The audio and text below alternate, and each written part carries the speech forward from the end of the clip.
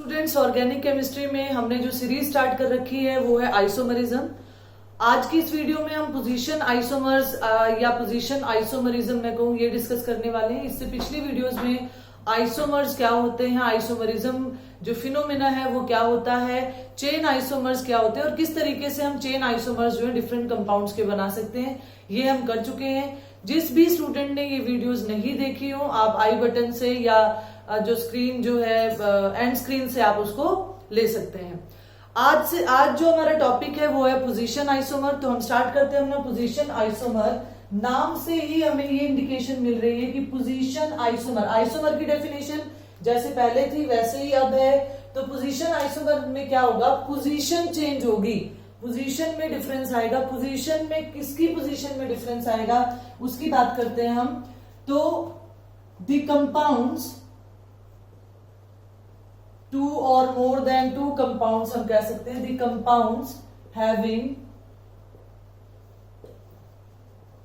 Same molecular formula, क्योंकि isomer है और मैंने आपको कहा था जहां भी आइसोमर वर्ड आएगा मॉलिक्यूलर फॉर्मूला सेम आएगा, same molecular formula but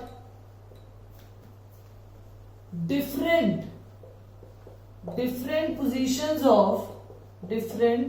positions of functional group. किसकी पोजीशन जो है वो डिफरेंट होगी, फंक्शनल ग्रुप की पोजीशन डिफरेंट होगी।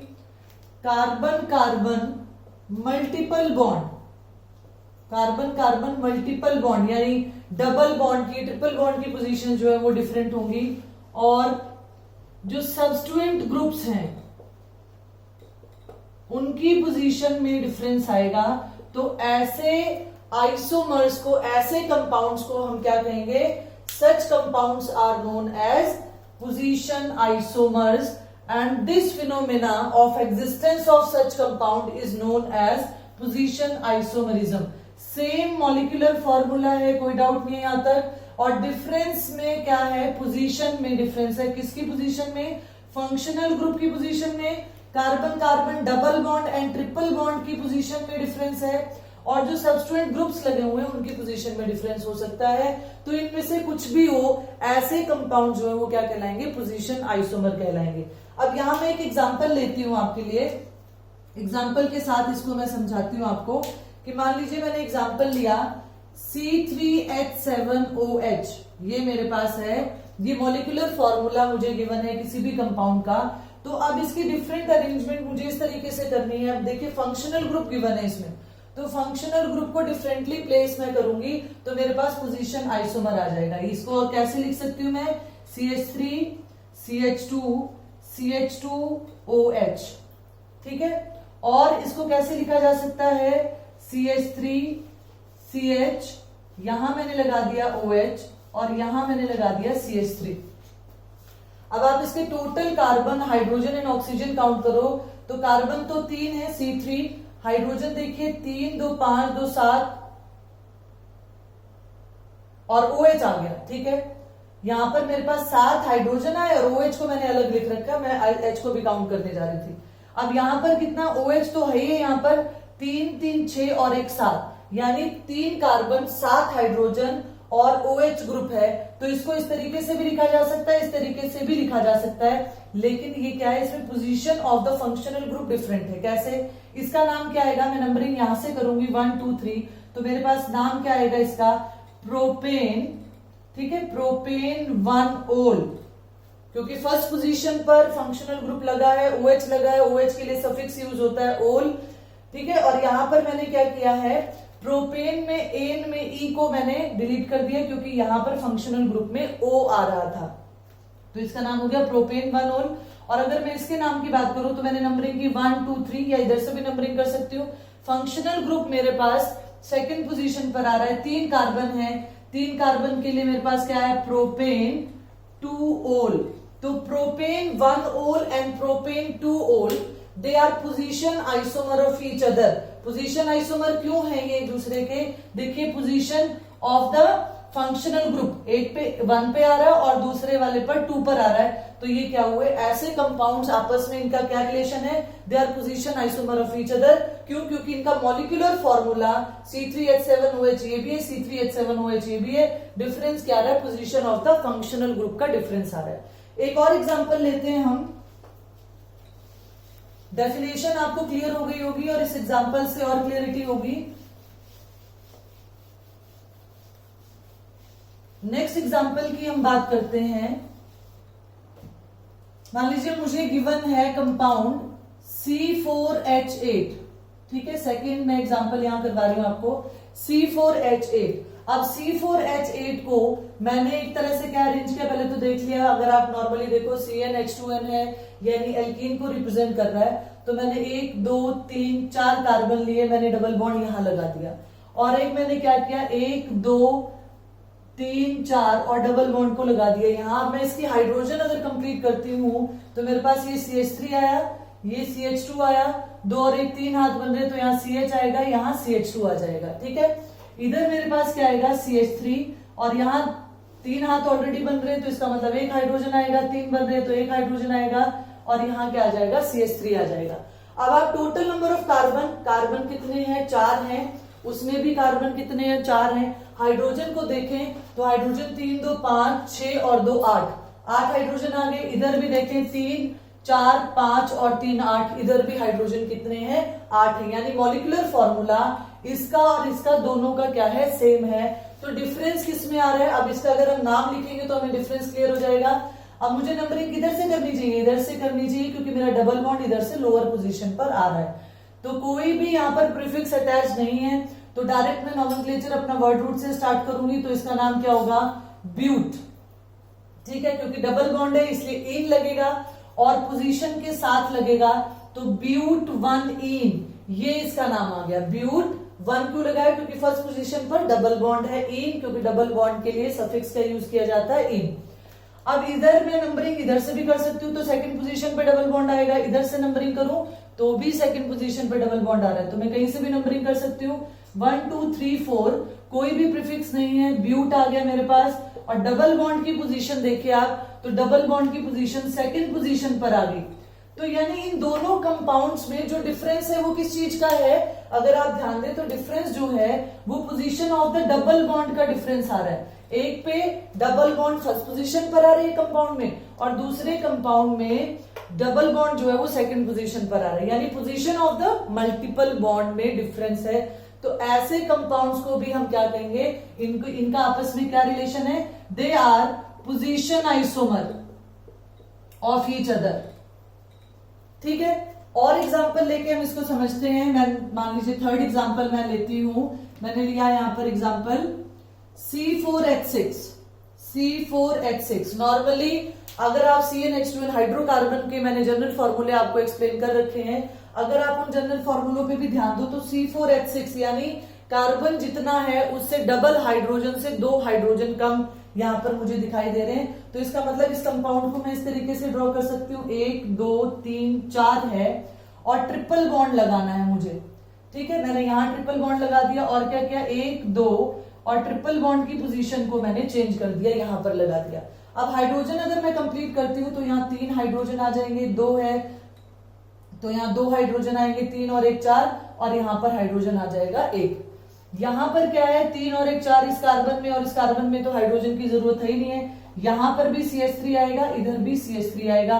तो आप दोनों कंपाउंड को अगर कंपेयर करोगे तो 4 कार्बन, 3 2 5 और 1 6 हाइड्रोजन, 3 और 3 6 हाइड्रोजन, तो दोनों का मॉलिक्यूलर फॉर्मूला सेम है। अब डिफरेंस किसमें है, तो डिफरेंस देखते हैं हम, इसका नॉमेनक्लेचर करेंगे, ट्रिपल बॉन्ड को प्रेफरेंस देते हुए उधर से नंबरिंग करेंगे तो मेरे पास आ जाएगा ब्यूट 1 आइन, और इसका नाम क्या होगा, किधर से भी नंबरिंग कर सकते हैं, जैसे ऊपर यहाँ पर ब्यूट 2 इन, ब्यूट 1 इन का मैंने एग्जांपल लिया था, इसी तरीके से यहाँ पर भी कर सकते हैं। तो यहाँ पर क्या आ गया, ब्यूट 1 आइन। मैंने एक डबल बॉन्ड का एग्जांपल ले लिया, एक मैंने ट्रिपल बॉन्ड का एग्जांपल ले लिया, एक मैंने फंक्शनल ग्रुप का एग्जांपल लेके आपको समझाया है, ठीक है। अब एक हम सब्स्टिट्यूएंट का एग्जांपल लेके भी समझेंगे।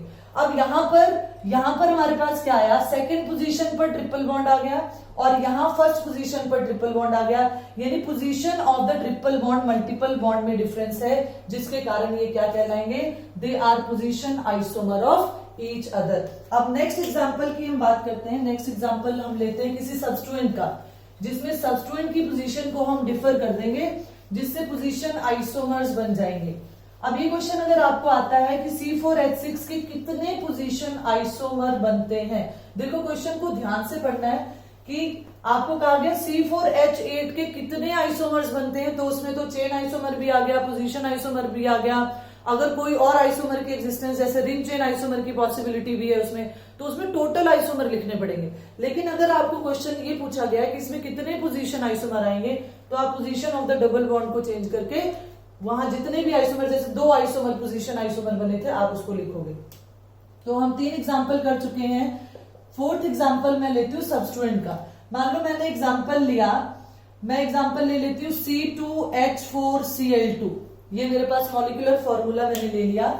अब C2H4Cl2 को मैं रिप्रेजेंट कर रही हूँ किस तरीके से, 2 तरीके से रिप्रेजेंट कर सकती हूँ। मैंने कार्बन ले लिया, यहाँ पर 4 हाइड्रोजन मुझे लगानी है, तो 4 हाइड्रोजन को मैंने एक हाइड्रोजन यहां लगा दिया, एक हाइड्रोजन यहां लगा दिया, इसी तरीके से हाइड्रोजन यहां और हाइड्रोजन यहां लगा दिया, तो यानी क्लोरीन एक यहां आ गया, क्लोरीन एक यहां पर आ गया।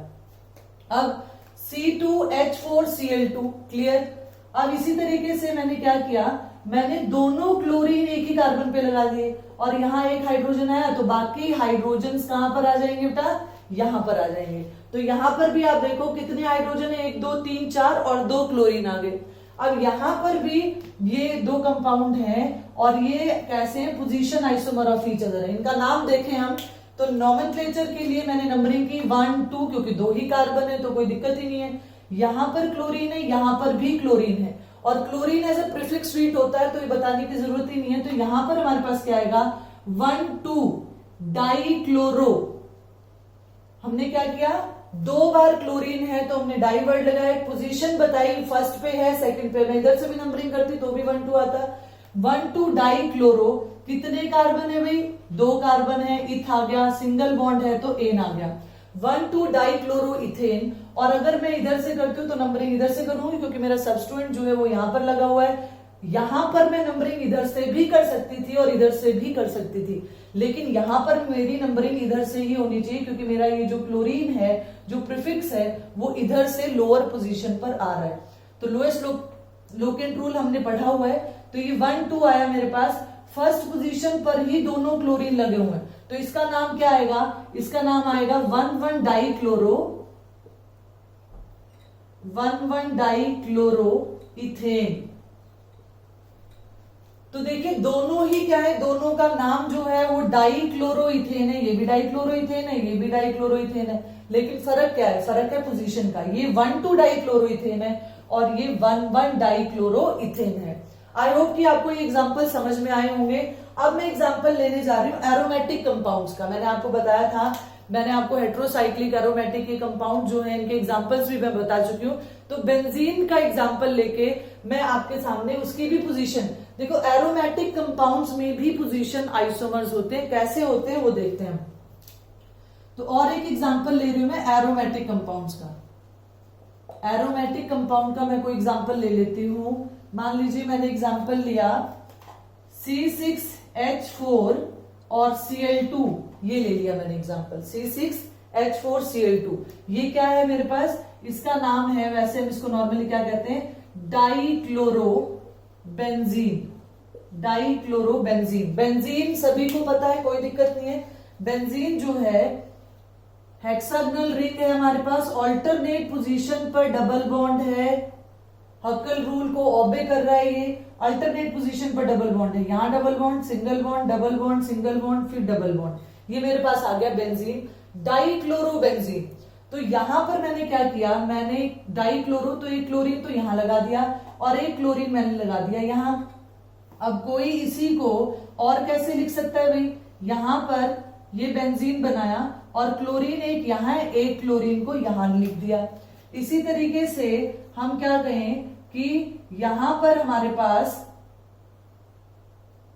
एक क्लोरीन को यहां बिल्कुल एक दूसरे के ऑपोजिट, यहां पर मैंने क्लोरीन को प्लेस कर दिया। तो ये क्या है, एक दूसरे के पोजीशन आइसोमर है। पहले हम समझ लेते हैं इनको क्या कहते हैं हम, ortho, Meta and para positions. तो समझते हैं पहले ortho, Meta and para positions किसे कहते हैं। कंफ्यूज नहीं होना है। जब आपको सिर्फ बेंजीन दे रखा है, एक बात आपको क्लियर करनी है कि जब मेरे पास ये बेंजीन है, ठीक है, तो इसमें कोई भी ऑर्थो, मेटा, पैरा पोजीशंस नहीं है। बच्चे कंफ्यूज हो जाते हैं क्योंकि अभी मैं कहूंगी कि ये पोजीशंस ऑर्थो है, ये मेटा है, ये पैरा है, तो वो इसी में ही कंसिडर करने लगते हैं। जब तक आपके पास यहां कोई सब्स्टिट्यूशन नहीं कर रखी है, बेंजीन सिंपल बेंजीन है, तब तक इसमें कोई ऑर्थो, कोई मेटा, कोई पैरा पोजीशन नहीं है। यानी ortho, Meta and para position किसमें होती है, सब्स्टिट्यूटेड बेंजीन में होती है। जब बेंजीन के ऊपर कोई ग्रुप लगा हुआ है तो उस ग्रुप के रिगार्डिंग हम ortho, Meta, para, Om Prakash से आप याद कर सकते हो, OMP, ortho, Meta, para positions कहते हैं। कैसे, जैसे मैंने इसमें लिया, अब इसमें क्या है, ये मेरे पास ग्रुप लगा हुआ है, ठीक है, मैंने क्या लिया, मेरे पास क्लोरोबेंजीन है, ये मेरे पास क्लोरोबेंजीन है।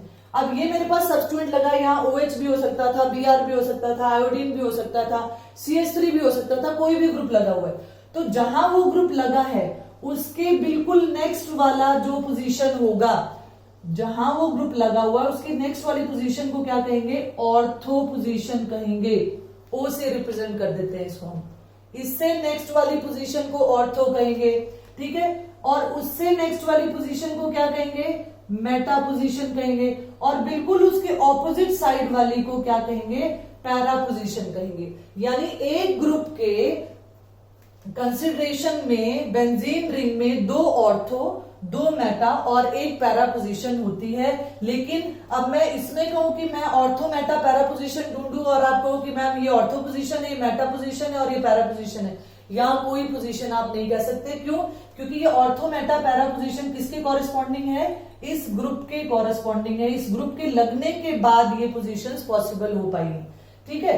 अब जैसे मान लीजिए कि मैंने ये ग्रुप जो है किसी ने भी, या मैंने ये ग्रुप यहां से हटा के ये यहां लगा दिया, तो कोई जरूरी नहीं कि आपको होगी जी ऑर्थो पोजीशन पर लगाए, नहीं। अब मेरी ऑर्थो पोजीशन क्या होगी, इससे नेक्स्ट वाली ऑर्थो पोजीशन होगी। यहां कंफ्यूजन रहती है, इसीलिए मैं आपको बार बार ये चीज बता रही हूं, ठीक है। अब इससे नेक्स्ट वाली ये मेटा कहलाएंगी और ये वाली पोजीशन क्या कहलाएगी, इसके जस्ट ऑपोजिट ये पैरा कहलाएगी। तो यानी ये ग्रुप कहीं पर भी लगा हो सकता है, उसकी कॉरेस्पॉन्डिंग नेक्स्ट वाला ग्रुप ऑर्थो, उससे नेक्स्ट वाले 2 जो हैं पोजीशन जो है वो मेटा, और जो बिल्कुल उसके ऑपोजिट पे आ रहा है वो पैरा पोजीशन कहलाएगा।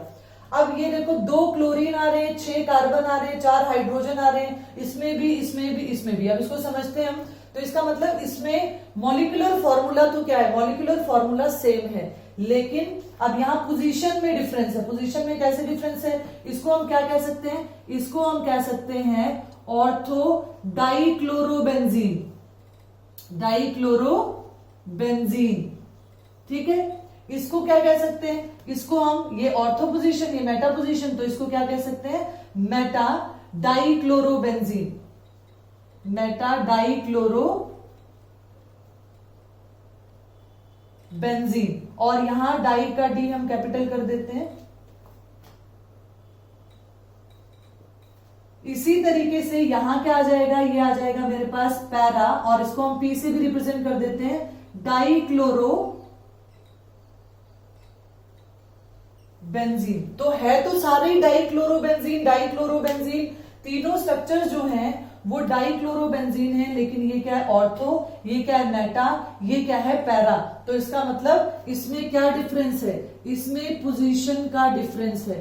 तो मैंने आपको एरोमेटिक कंपाउंड्स में भी पोजीशन आइसोमर कैसे लिखे जाते हैं, ऑर्थो, मेटा, पैरा पोजीशंस क्या होती हैं, वो भी इसके अंदर समझाने की कोशिश की है। आई होप कि आपको पोजीशन आइसोमर जो है वो अच्छे तरीके से समझ आया होगा। इसीलिए मैं आपको ज्यादा से ज्यादा एग्जांपल डिस्कस कर सकूं, इसीलिए मैंने सारे सारे जो आइसोमर्स हैं, एक एक आइसोमर के मैं आपको अलग अलग वीडियोस प्रोवाइड कर रही हूँ।